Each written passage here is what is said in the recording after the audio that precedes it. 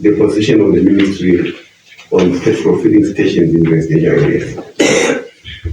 Throughout the moratorium period, the Ministry's general stance was against the proliferation of commercial development, including petrol filling stations within established residential areas, residential neighborhoods. Guidance issued to local authorities required that petrol filling stations, service stations, and gas stations should not be permitted within residential areas unless such developments were specifically provided for within approved commercial centers, mixed use zones, or designated areas identified in approved planning schemes. While the filling stations are generally classified as commercial development, they are not like ordinary commercial uses and require rigorous scrutiny due to their potential impact on surrounding land uses and neighborhoods. The establishment of a filling station within or adjacent to residential areas has significant implications in terms of traffic generation, environmental considerations, public safety, noise, and visual amenities. Consequently, such developments are subject to detailed assessment by the relevant planning authority and must also obtain the requisite approvals and technical clearance from the Energy Regulatory Authority, which also evaluates issues relating to fuel storage, operational safety, environmental compliance, and stability of the proposed location. Where a proposed filling station introduces a materially different land use intensity or character from that envisaged in the prevailing planning framework, the application must be subjected to the full statutory planning process, including consideration of objections from affected stakeholders and assessment against the objectives of orderly and sustainable development. The Ministry continues to emphasize the need to protect residential amenities, public safety, and orderly urban development through adherence to approved planning frameworks. The Ministry also issued a circular, circular 1 of 2026 on strengthening local authorities' planning and development control systems. Following the adoption of measures required by the moratorium, the Ministry decided to lift the moratorium only on changes of land use and the changes to reservation, and accompanied that with the issuance of a circular to guide local authorities in the processing of high impact change of use and change of building applications, including those relating to filling stations. And we summarize these, which we could actually say either refer to them as high impact or obtrusive or bad neighbor land uses. So there was a schedule showing the main ones. And these included hotels and event venues, the technical center blocks, mineral parlors, fuel service stations, which is the main subject, the churches themselves, bottle stores, bars, the nightclubs, warehouses, and general industry. These were considered to be high impact and or obtrusive land uses, and were being guided to say how do you deal with them in residential areas if it's close to a residential neighborhood, how they are also dealt with when it comes to other areas, including industrial areas, if they are going to be classified together with the other uses. So we believe that residential areas in particular should mainly be for low impact and non-intrusive land uses. Those uses that are non-sensitive will be compatible with residential areas, and I think that's where the emphasis has been, partly because even representations that were coming to the ministry before and during the moratorium, most of the representations were coming from residential areas.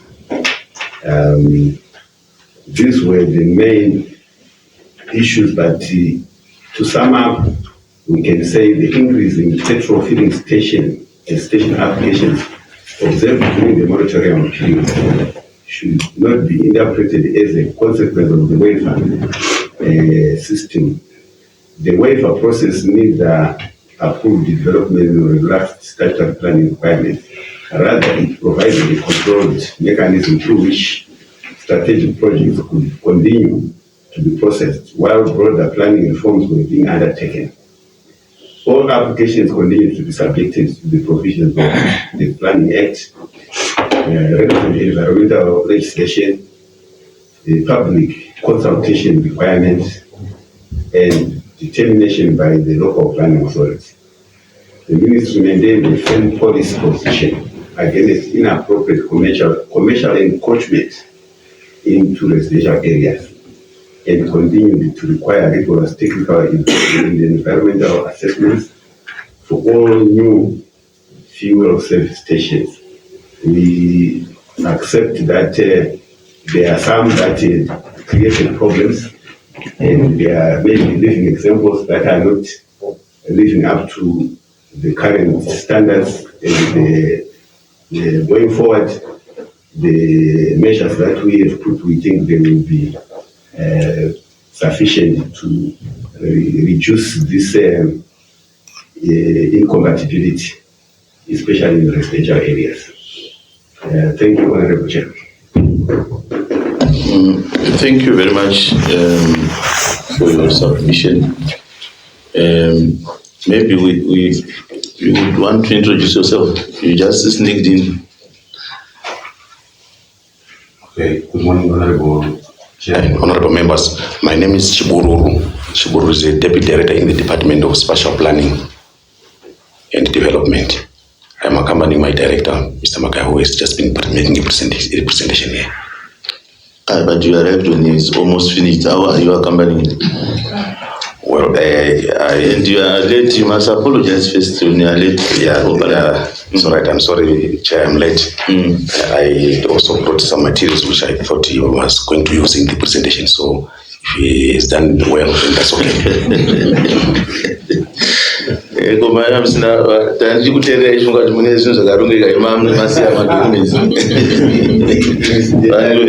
We had the correct copy, but we asked for extra copies. For extra copies. For the chair. Okay.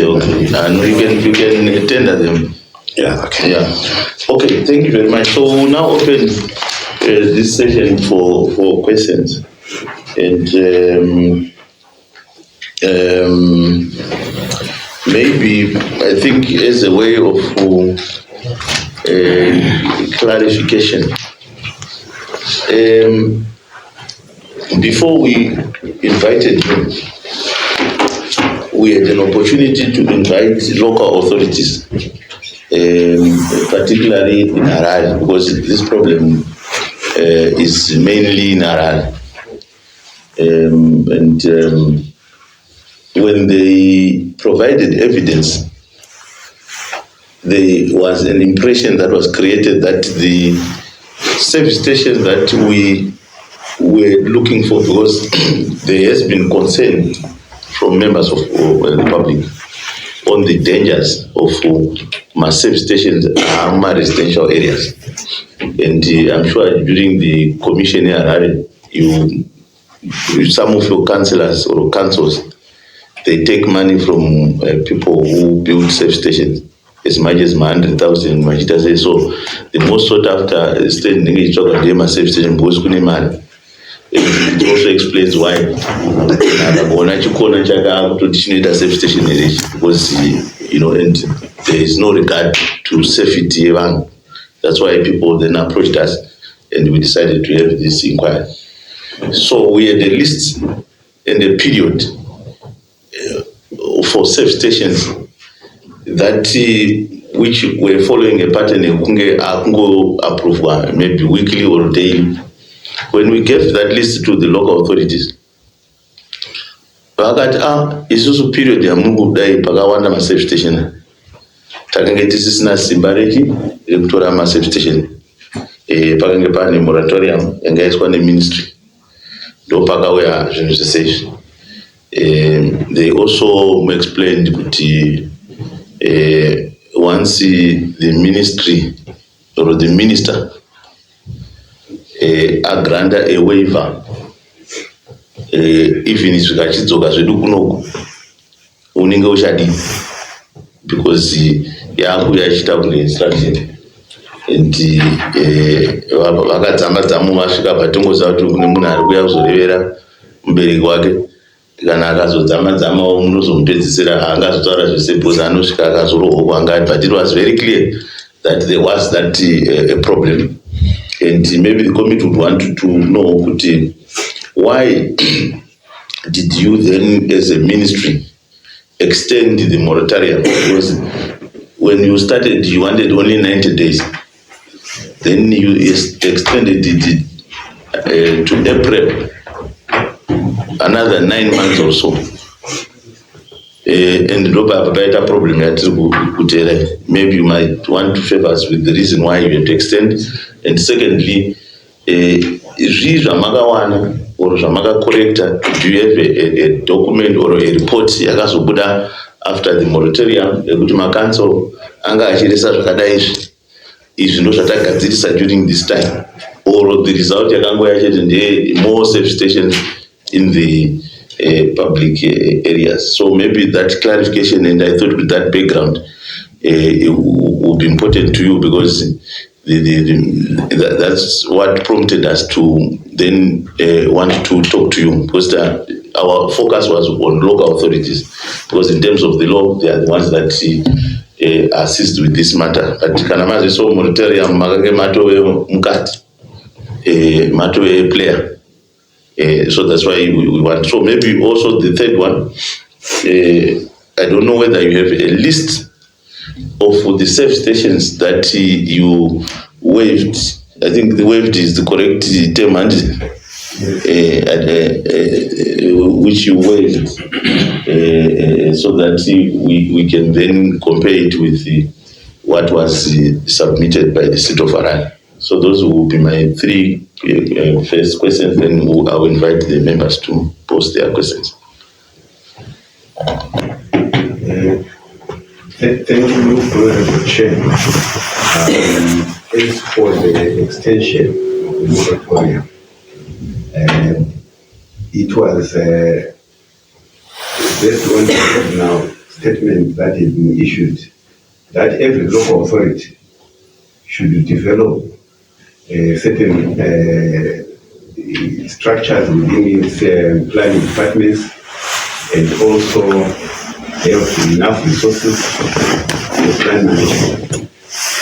Among the specific requirements was that each local authority should have a fully fledged planning department headed by a head of department. In other words, a director. And the director of works, there should also be a director of epic planning. And local authorities have been taking time to implement that. They were also, the local authorities were being forced to equip the planning department to be able to be mobile, because without them visiting the sites where the filling station will be located, they could even be passing a proposal that was not to do. And equally, in terms of illegal development, a lot of illegal development is being reported in many cooperatives. So it was also to say they must be able to have a constant surveillance of their areas. The way they issue permits, they were also saying they should standardize, because sometimes the permit that is given, if it does not require certain things. For example, we're talking about 10 lanes when you go to the station from a main road. Instead of giving way to traffic that's going straight, this is like slowing down the traffic flow. So we were demanding that each local authority submits a compliance report. And some had started submitting, but had not fulfilled. So eventually, they all had now complied, almost all of them. That is the stage where the minister actually announced, because we also asked the planning team from each local authority to come to a workshop where they will meet with the minister. And that is the occasion at which the minister said he was now satisfied that they will still, even though the ministry will still continue making follow-ups, but the minimum requirements in general have been met. So I mean, this moratorium was meant to force them and to comply, or also punish them, because so the best way of making sure that they comply with what we have is to take kalolipopu kavana kwekakamuka kabata vakatarisa kudai vomhanya mhanya kusvika kugadzisa. Is that what the impression you are creating? I would say the first part, Honorable Chair, we were really trying to stop them from doing things in a less applied manner, in a less prudent way. So we were trying to bring in more planning control, sound planning control. That was the main task. Okay, no, you can respond to the other ones. Okay. The issue of the listing of what we specifically have granted waivers for during the moratorium. Honorable Chair, we will not name them, but they are not many. They were not many. Because I recall my then chief director would use a system for memorandum. So I remember I was one of the people who would recommend. So I don't remember. Maybe what we can do is you can say by Friday you give us a list of that, so that we then can compare with what we received from them.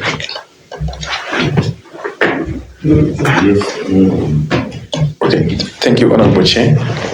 Also, thank you, Director, for the submissions. My question is number one. You said the measure that you end up taking was meant to enforce compliance, right?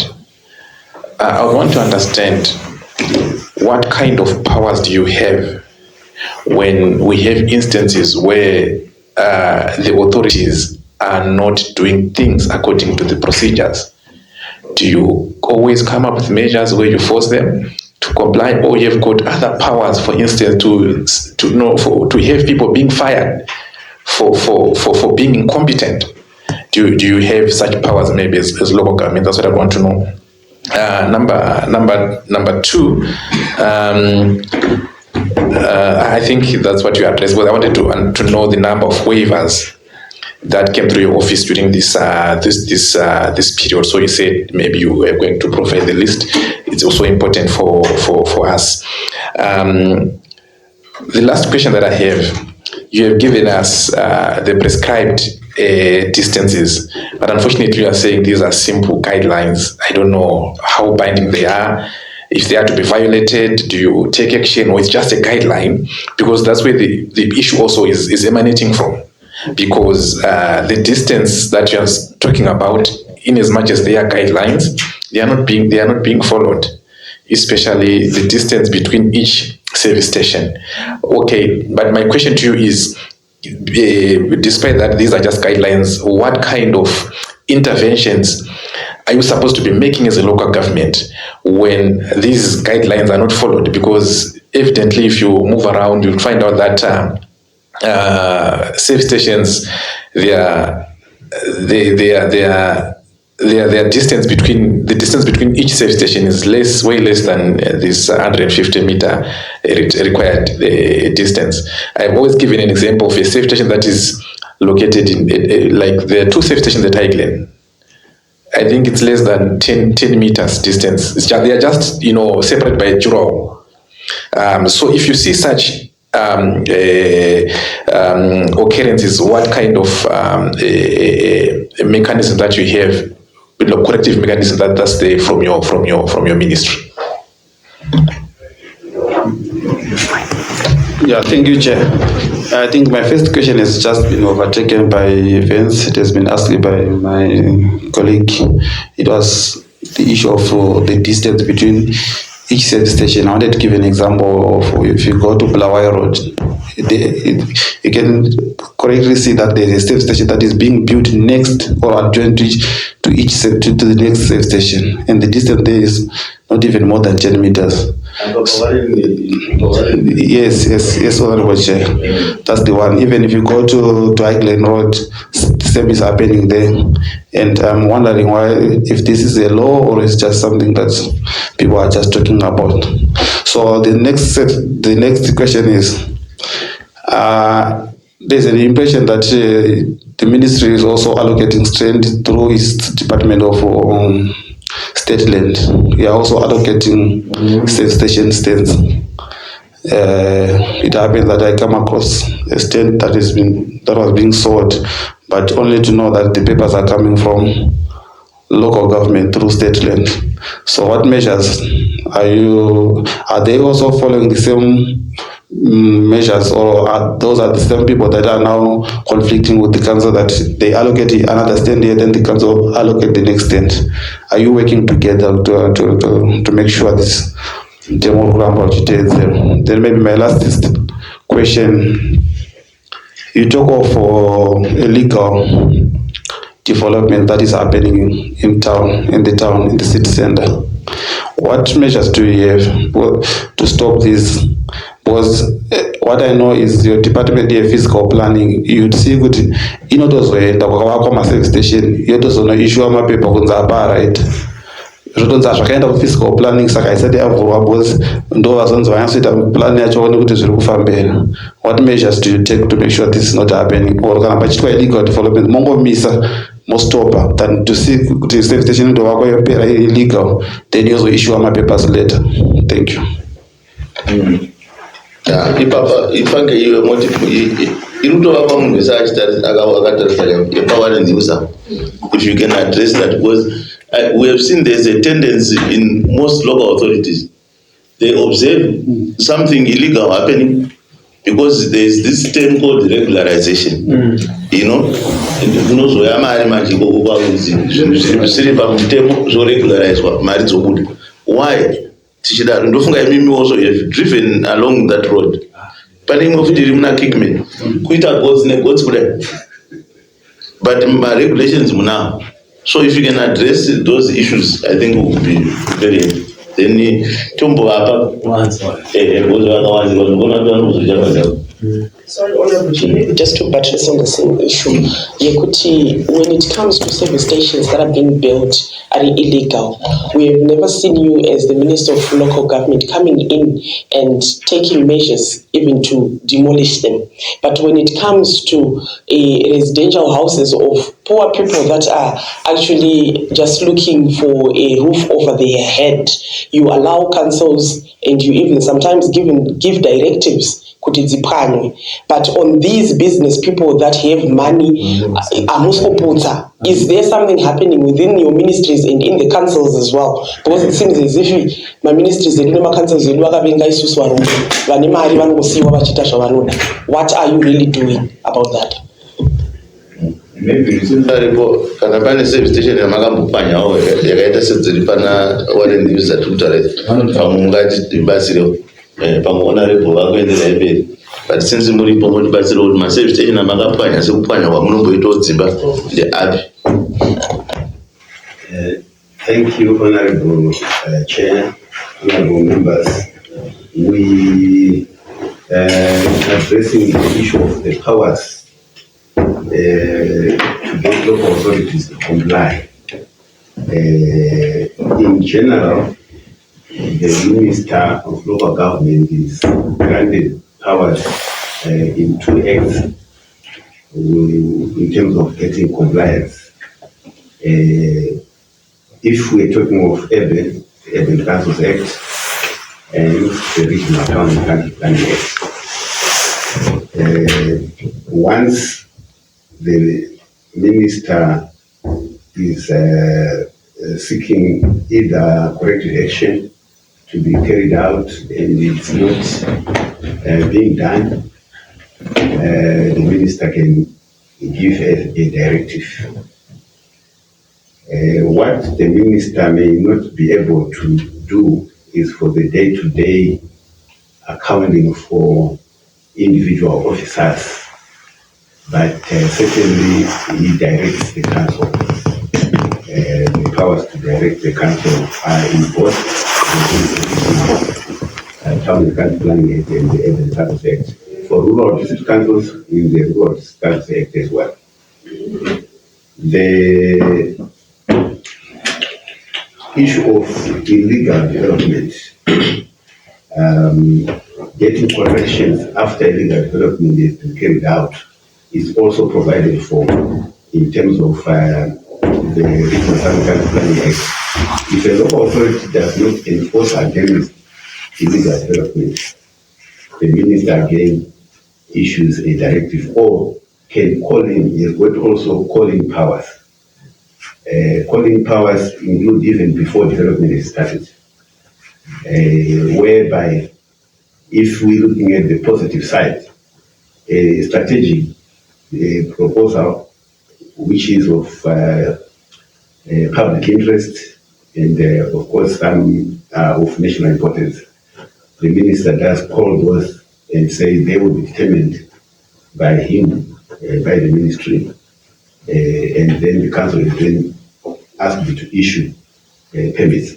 The opposite for the application which they are processing unduly without following some planning principles.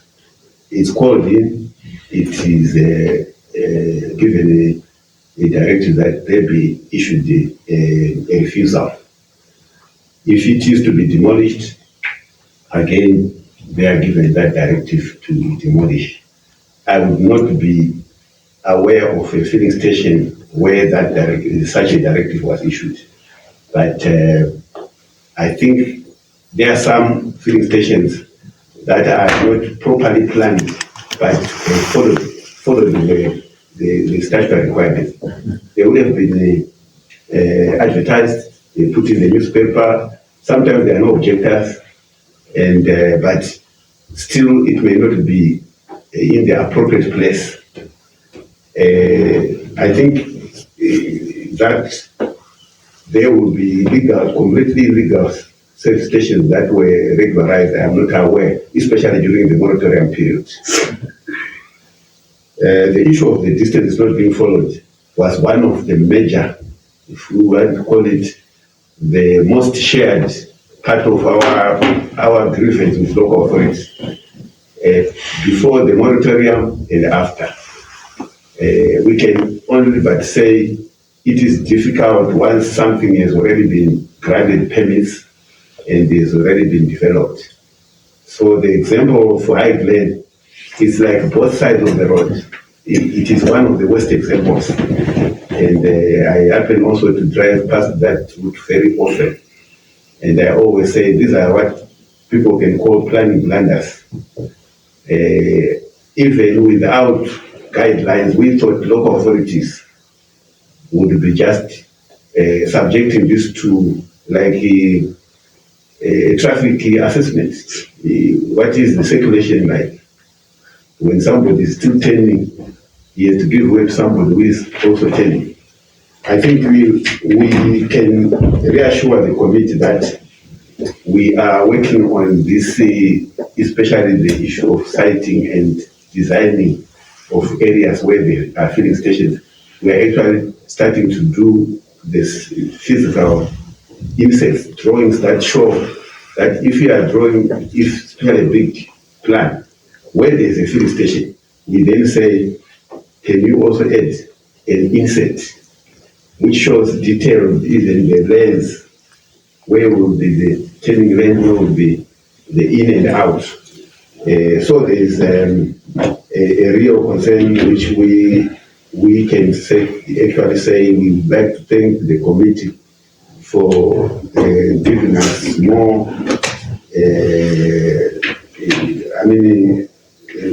a bigger push to get this area into line. It is an area where we think we have not done well, and the local authorities have to be given more detailed guides. There was a question that related to state land. On state land allocating filling stations, yes, we have our sister department which is responsible for urban state lands. Once it receives applications, it also submits to our department.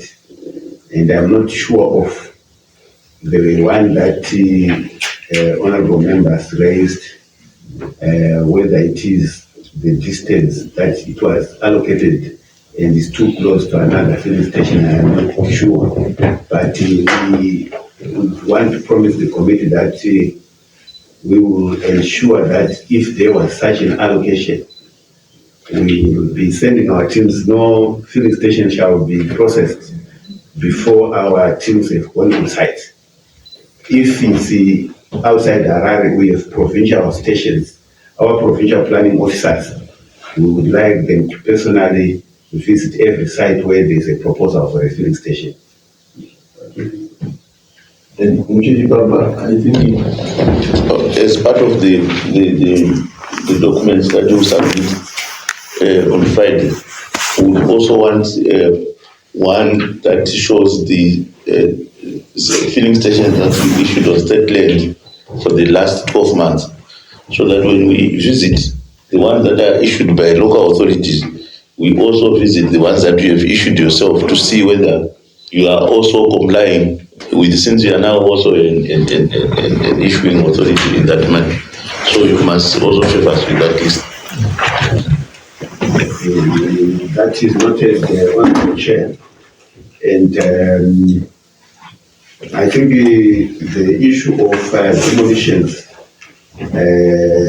apparently there's more of the numbers that get prominent from the residential from houses that are demolished. I would not want to say of late I know of a filling station that was demolished, but I think throughout the country there have been cases. One case we were advised it to do with being a road servitude, developing a road servitude. But otherwise, I'm not aware of the cases that may apply in recent years in Harare.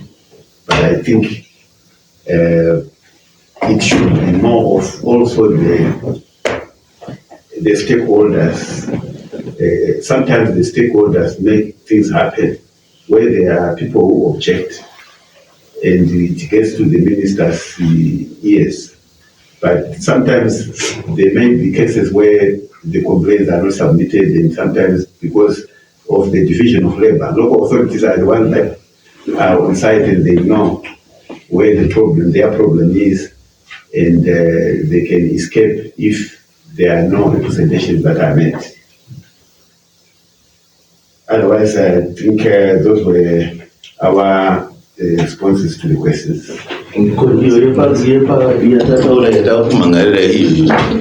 Why are you avoiding it?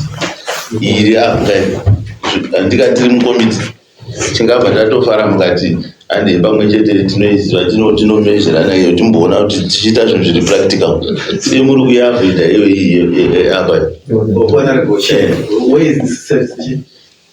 apa pane one and user, pane tuma safety chana kutova kwezviri akangotodaiswa kapanana kuti amene kuti ndeyenyu here kana ndeye local authority.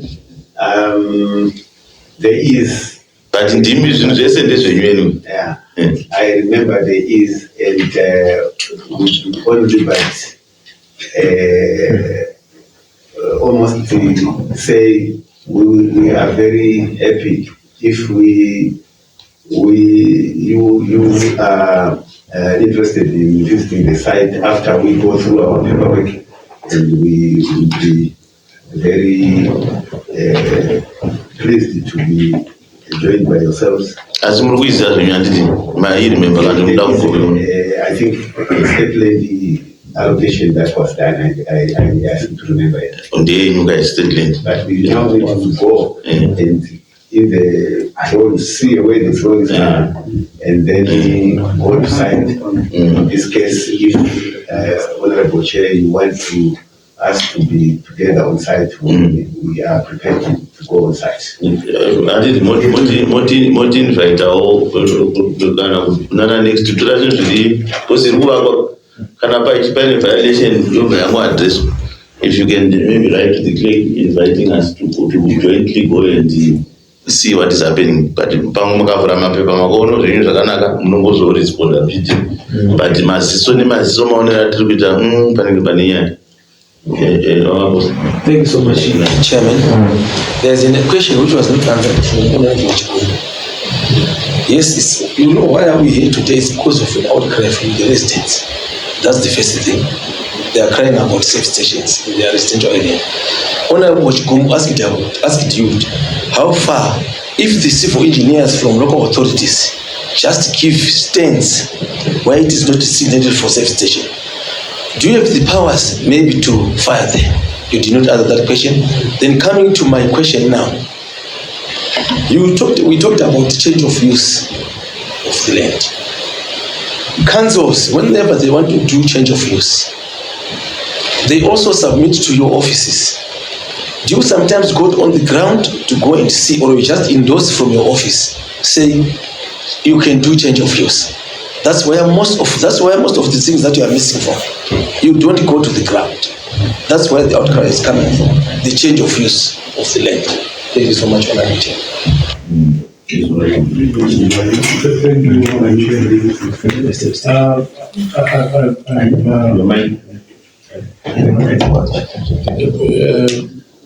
I've heard that you issued a moratorium following findings that there were exceptions to the regulation.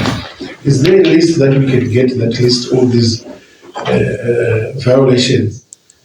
And what corrective measures have been taken? Because you've said it by yourself that you've seen the violations.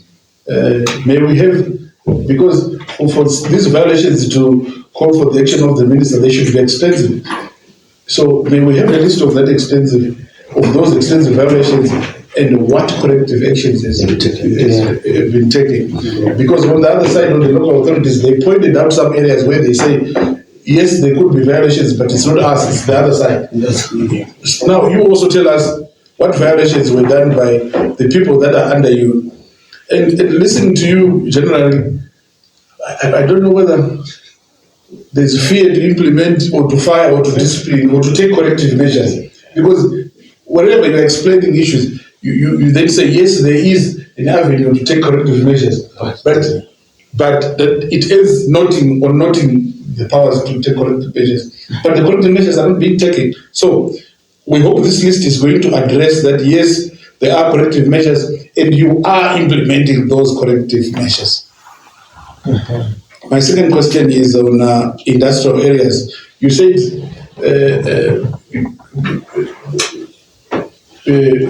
businesses are not allowed to have filling stations in industrial areas. Is that correct? Or what is the correct position? Because in industrial areas, people keep fuel for their trucks. People park 10 trucks that have got maybe tanks that hold 2,000. That is already 20,000 liters of fuel. How is that regulated? It's different from residential areas. The concerns in the residential areas, we know them, but I'm failing to understand your position and your reason behind industrial areas. Industrial local information is that But you know, some I think that's what I wanted to Emma results was from Magata moratorium. I'm sure there should be a report. So it will then address my concerns, Emma MP. If that report is there, can we be favored with that report? Or can a personal report? But I would assume good moratorium I made that for a year. Magato was there as 9 months. I'm sure it's after a period. You prepare a report either to the minister or to whoever, and which details all these things that the members of parliament are looking for. Through Mr. Chair, on the issue of industrial areas, isn't that already commercial? That's what I'm trying to understand. Because when you go to residential areas and say this is not commercial, understood, and the risks are associated there, I understand them. But when you go to industrial areas and say this is not commercial and you cannot have a filling station, what about keeping biofuel? What is the difference? Why does this affect industrial areas? Because I'm assuming it's already commercial. Anyway, thank you. Honorable Chair, honorable members, thank you. We the one which I think my acting secretary responsible, who is also responsible for local government to assist with. I think this is a lot of work with local authorities. We normally refer a lot of problems with local authorities. We normally refer to them with the local authority, and they will be more accurate when it comes to how far we can go, especially with disciplining individual officials. I think there is a limitation, but I think I would assist them. That's where I think honorable member asked about the powers to fire. I think for now, allow me, honorable chair, to refer that to my chief director. Thank you very much, honorable chair. On the issue of disciplinary measures on employees of councils or local authorities, at times what happens is, as a ministry, we also receive complaints from members of the public, whereby they will be making some allegations of certain action taking place within a local authority space. So as a ministry, the minister sanctions that an investigation be conducted. And after that investigation, findings and recommendations are also proffered. And in instances whereby an investigation establishes that an official who is an employee of council is really committed an act of misconduct, the honourable minister writes back to, if it's in the urban, to the mayor, if it's in the rural, to the to the council chairperson, outlining the allegation of misconduct, that is the allegations, the investigation that is taking place, and the findings from that investigation. When the minister writes, you will then be directing the local authority to institute some disciplinary measures, because employees of council, they are disciplined by the policymakers, who are in this case the councillors.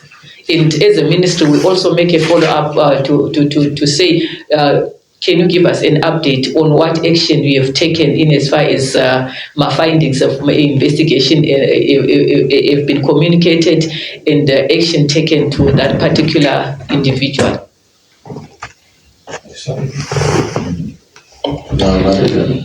And the document is the document there. Honorable Chair, as I was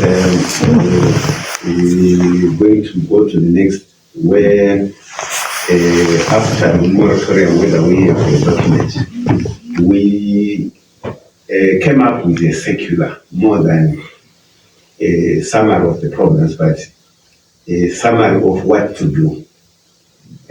That's a copy we can provide now, a copy of the circular, which itemizes not only filling stations, but all these high impact land uses. You say, how do we reduce this conflict, especially with regard to residential areas? Thank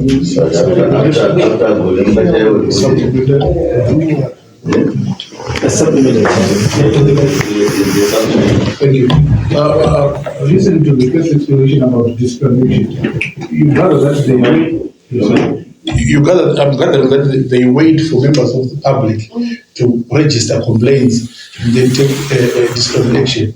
But you should have a monitoring mechanism that by the time that members of the public come to you, you should know what is happening. That is the first supplement. And the second one is if you don't have a report through your chair, this committee is now asking for that report. May we have it?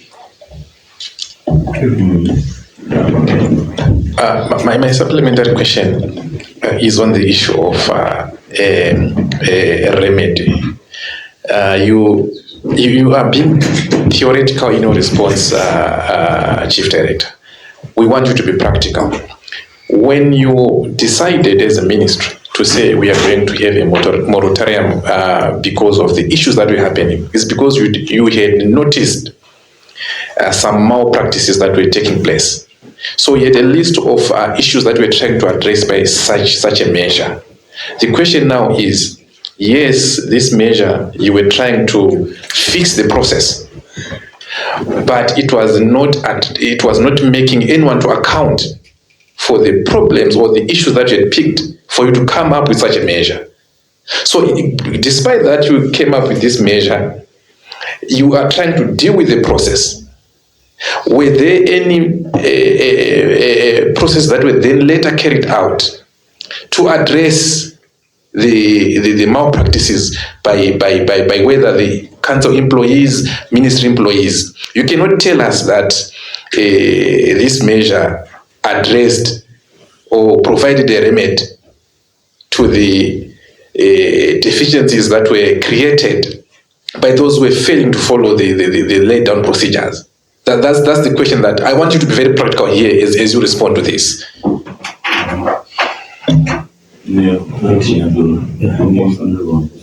Thank you, Honorable Chair. I'm afraid they seem to be kakuvigirana karikuita nyaya, because you cannot tell us that imimi you called for an action here moratorium because of reasons, then amucha iti document rinoratidza mafindings makumbomhanya kuma-solutions.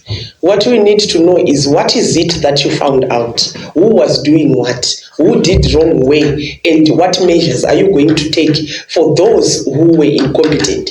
Because at the end of the day, you're going to come up with these nice documents of fixing things, but if you maintain the same people that have been doing things wrong and you don't bring them to book, then we are not going anywhere. Thank you so much. I'm a bit worried when the director says there was a circular. You know, when the minister writes a circular, he or she doesn't write a circular on his or her own. He writes the circular with you, the technocrats. You advise the minister, isn't it so? So if you say, which one takes precedence, the law or the circular? So you cannot tell us about this saying, the minister wrote a circular. You advise the minister, saying, yes, you can write a circular like this, but the law says this. So you cannot hide behind the finger and say, there was a circular from the minister. Minister does not write a circular on his own or her own. That is not proper, director. The circular comes on after you've set as management and the ministry. So don't hide about the circular on a director. Thank you so much. All right.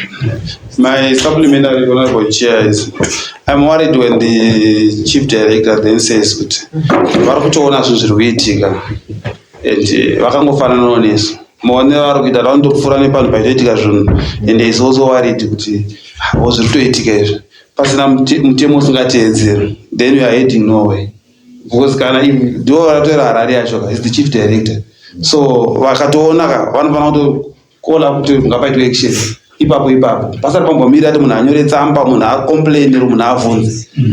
ini zvanofungidzira kuti as a ministry zvanofanira kuita ichiita, because tikaita ministry yekuti toti after munhu atovaka atopedza ministry ndo painozopinda yakudecida to regularize here or, and my colleagues they ambobvunza kuti pane pamakamboputsawo here or pamakazoti hapaiti, because at the end of the day pese pavaka panozongopedzera paita paita. So is it that pari kuzoita nemhaka yei chambopavakisa pasingaiti chii, chamboita kuti munhu ambodecida kuvaka panhu pasingaite makatarisa chii pozoita apedza kuvaka. I thank you. Plus pamwe nguva umese mugara yamabatsira akabvunza kuti pamburi pani papa pamwe hapatauriki maonero andiri kuita apa ndakapura napo nezuro pane pakunoiswa mapambu kureva kuti basa range rakutopera kai ipapa pachona ipapa. But then I'm a bit worried happening. Moita 3 months zopera mozowedzera dzimwe 9 months. After that, there is no report that you issue. You only issue a secular. Kuti kana kumberi kwatakuenda kutodai. Saka gore rese makatorera local authority basi. Pasina kana any findings amawana. Chamawana is secular of things that you are supposed, because ma secular magara munofanira kunge muchivanyorera makaona kuti pane problem. You write them secular so that they comply. Ipapa pa moratorium penya. And that is the main reason why we had called you here, because Harare yakageza maoko yakati zvinhu zvese zvanga zvakutwa kupi kuna ministers andirika imi mauyo panapa, you are not helping us with a lot of information, so meaning kuti our inquiry then would be handicapped because you have not provided us with the clear explanation. At least we thought there was a report which justifies why you intervened for a year. But kana pasina report musikona kuti makutoomesera heredere ingatanga chitambatese zvakanaka muno, because the report kana pasina report saka makamboisirei moratorium. Honorable Chair, inyama ita kuti maida kuti vatenge mota vaite vaappointe director of planning tazvinzwa izvozvo. But it's a very strange way you take administrative power from a local authority for a year for you just to force them to buy cars and appoint a director of planning. Maybe you might not need to answer now, but there's a red flag there.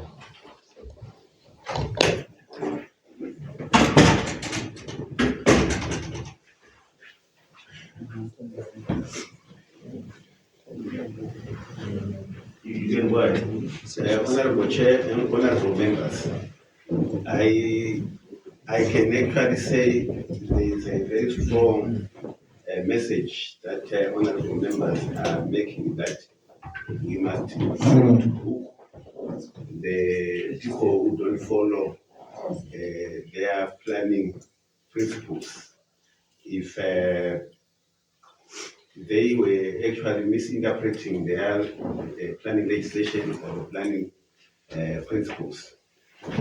I would like to say some of it is also partly the issue which we may refer to as the challenge for affecting the built environment. It's a perfective process. Sometimes you may actually not be pinpointing on a deliberate intention to create chaos. For example, some people will say when two filling stations are next to each other, they may not be deliberately seeing, or they are not seeing the full implications until the process is brought to them to say what it means is there will be several points of conflict. It's like sometimes they have to do simulation where more perceive. Then they start appreciating it's animating the planning proposal. Some of our planning colleagues, And so sometimes we are also not like saying it's like somebody is broken the law. It's a process of improvement, continuous improvement. So the built environment, we have seen roads in the right angle corner, and some people were for us to say that official, we should fire the official. I can draw. Sometimes it will not be exactly like yes, we intentionally created that accident, but it is like a competency issue, one which why we say continuous professional development. So And when my local authorities, they are corrupt. We all know these things. I'm sure you know. They will try to fix to fit a service station by single feet. Then they want to receive money. So tikagara pana pashuaka tichinzvenga kudai tinenge tichitambisirana nguva nemari yeparliament. We all know the corruption that is in the local authority. And we are not saying that it's you, but it's your problem. You must solve that. But in makauya makutendera kudai tinenge taane problem. Iyo service station yatiri kuti nezvayo iParliament news. Munhu akatonocheka muri kufanira kuigwa magamba emuHarare uyu. Muri kutora land yemakuti pari kufanira kuigwa magamba makuisa service station. Then moti vanhu vada continuous training. Continuous training you honorable chair, and we don't want to sound like we are just trying to protect and defend the planning teams. I think we accept that there will be cases. There will be cases where underhand deals may have taken place, and we would like to then take a closer look in the investigation as indicated by the executive, the investigations that need to be done